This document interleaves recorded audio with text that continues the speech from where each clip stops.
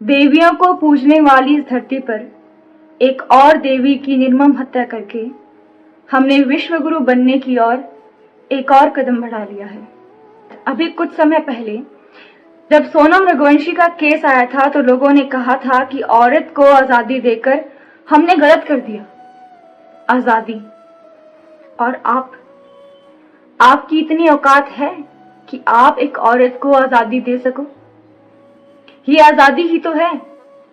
किसी के जिस्म से उसकी रूह को अलग कर देना भी तो आजादी है। उसके शरीर से उसके अंगों को जुदा कर देना, उसके धड़ से उसके सर को जुदा कर देना, ये भी तो आजादी ही है। इतनी आजादी की उम्मीद हमने नहीं की थी। आपका बहुत बहुत धन्यवाद इतनी आजादी औरतों को देने के लिए। अब मनीषा तो आकर कभी बता नहीं पाएगी कि उसके साथ क्या हुआ, पर एक लड़की होने के नाते मैं ये महसूस कर सकती हूँ कि उसकी दिल की धड़कनों का शोर हवा में गूंजा होगा। उसने अपने पिता को, अपनी मां को पुकारा होगा, पर किसी ने उसकी आवाज नहीं सुनी। उसकी आंखों के आगे अपनों की तस्वीरों ने शोर मचाया होगा। उसकी आंखों से आंसू ने उसका दामन भिगोया होगा। वो चिल्लाई होगी, वो रोई होगी, वो तड़पी होगी। उसके सपनों ने उसे नम आंखों से विदाई जरूर दी होगी। उसकी चीखों ने हवा को भी बेचैन किया होगा।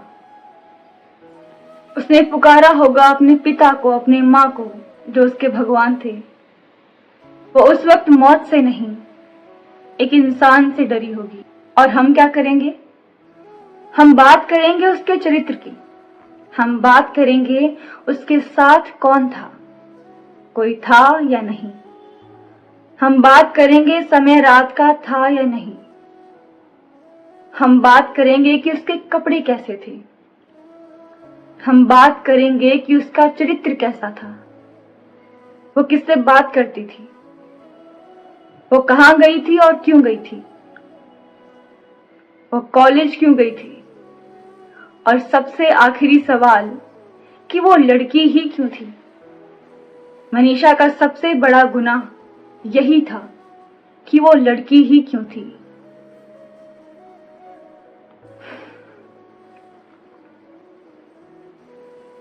आजकल के बच्चे जहां नशे में धुत रहते हैं, वहां 18-19 साल की एक लड़की अपने कंधों पर अपने परिवार की जिम्मेदारी का बोझ उठाने के लिए तैयार थी, और समाज से वो देखा नहीं गया। कुचल दिया गया उन कंधों को। और हम क्या करेंगे? हम मोमबत्तियां जलाएंगे। मुबारक हो जिनकी मोमबत्तियों की दुकान है। जो हालत अभी भारत की है, आपका बिजनेस दिन प्रतिदिन बढ़ता हुआ ही नजर आ रहा है।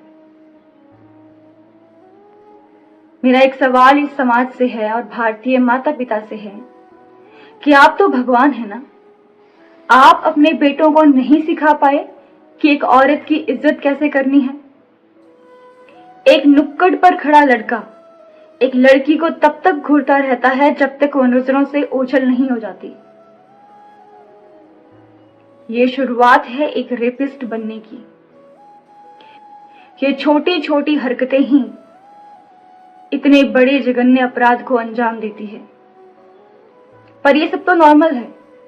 लड़का है, जवान खून है, अब लड़कियों को घूरना भी गुनाह है क्या?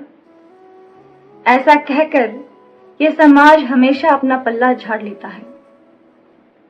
ये छोटी छोटी बातें ही हैं जो लड़कों को और ज्यादा प्रोत्साहित करती है कि वो जो कर रहे हैं बिल्कुल सही कर रहे हैं, उनमें कहीं भी कुछ भी गलती है ही नहीं। ये संस्कार सिखाएंगे कैसे?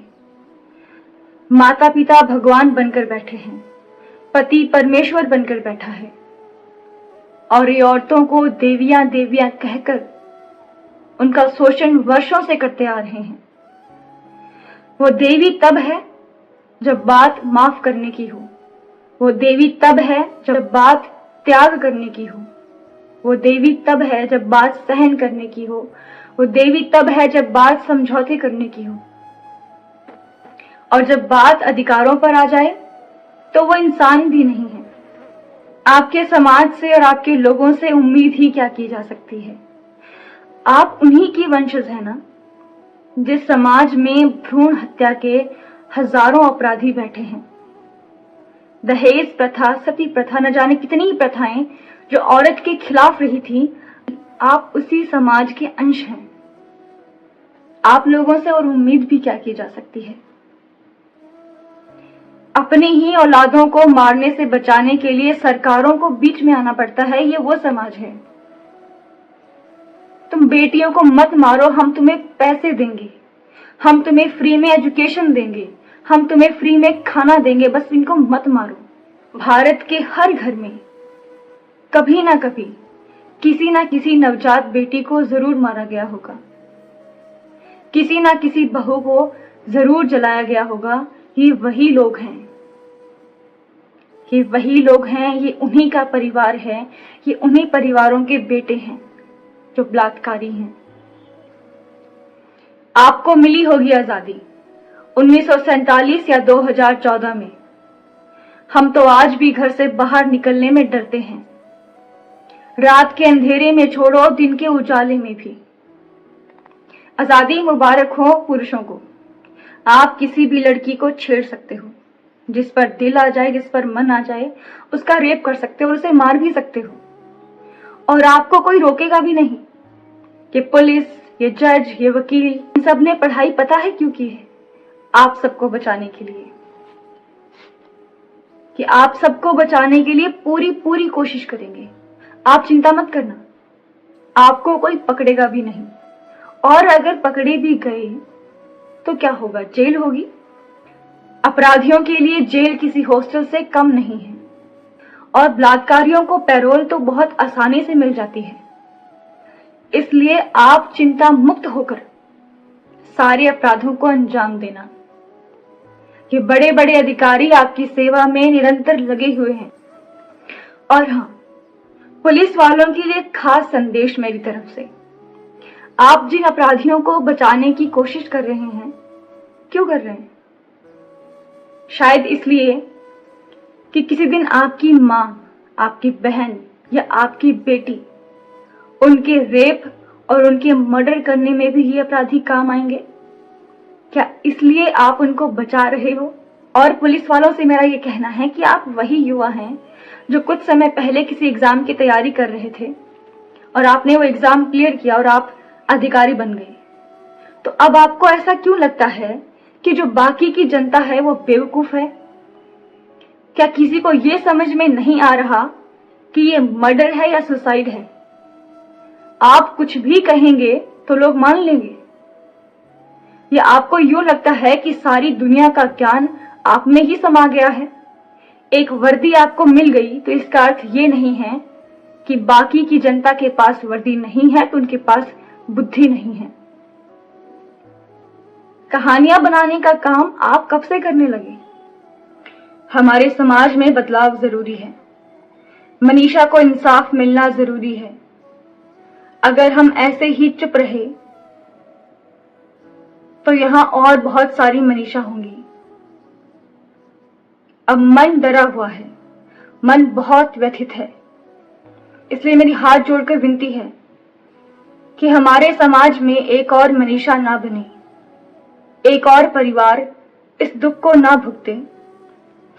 ये समय जातियों पर बहस करने का नहीं है, ये समय धर्म पर बहस करने का नहीं है, ये समय क्रांति करने का है, ये समय अपनी बेटियों को बचाने का है।